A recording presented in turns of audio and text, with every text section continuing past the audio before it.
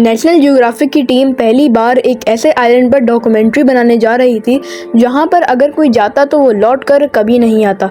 जी हाँ, मैं बात कर रहा हूँ इंडिया के ईस्ट में 1400 किलोमीटर दूर अंडमान आइलैंड्स की, जहां छोटे बड़े गांव मौजूद हैं।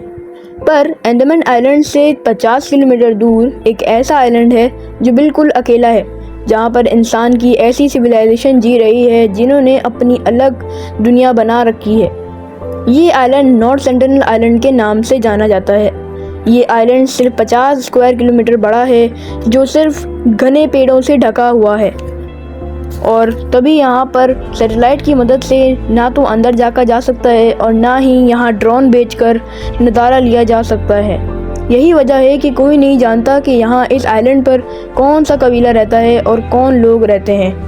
यहाँ पर जाना मौत को दावत देने जैसा है, क्योंकि अगर यहाँ कोई जाने की कोशिश भी करता तो ये लोग उन पर तीरों की बारिश बरसा देते, जिसका मतलब यही हुआ कि ये लोग आउटसाइडर्स को बिल्कुल बर्दाश्त नहीं करते। शायद जहाँ आज हम इतनी टेक्नोलॉजी में जीते हैं, वहीं पर यहाँ शायद अब तक स्टोन एज चल रही है।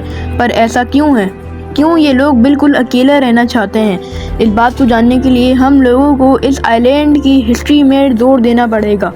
यहाँ पर रहने वाले लोग ह्यूमन सिविलाइजेशन का वो पार्ट है जो किसी दौर में हमसे बिछड़ गया था, और शायद हुआ भी कुछ ऐसा ही था।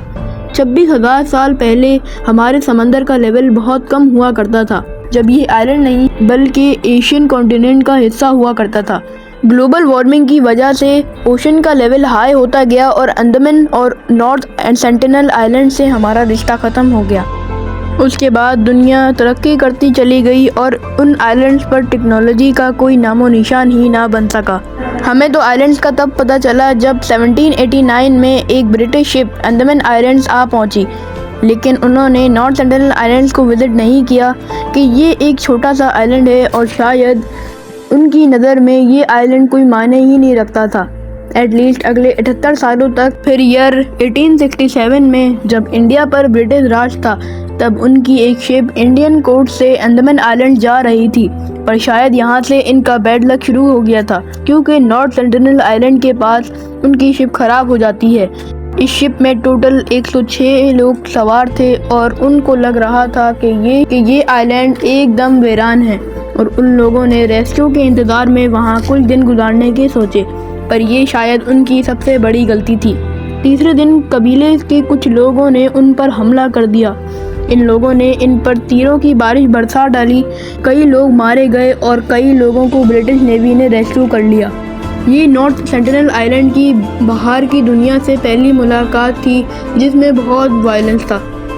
उस हादसे के बाद किसी ने यहाँ जाने की कोशिश भी नहीं की, लेकिन बाद में 1880 में एक ब्रिटेन लॉर्ड को अंडमान आइलैंड्स का क्राउन एडमिनिस्ट्रेटर बनाकर नॉर्थ सेंटिनल आइलैंड भेजा गया।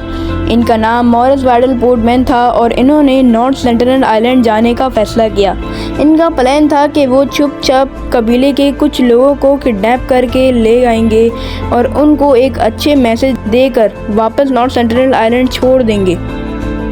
तो दोस्तों, क्या वो अपने प्लान में कामयाब हो पाते हैं, या उनके साथ भी वही होता है जो बाकी के साथ हुआ था? ये सब कुछ हम कवर करेंगे पार्ट 2 में।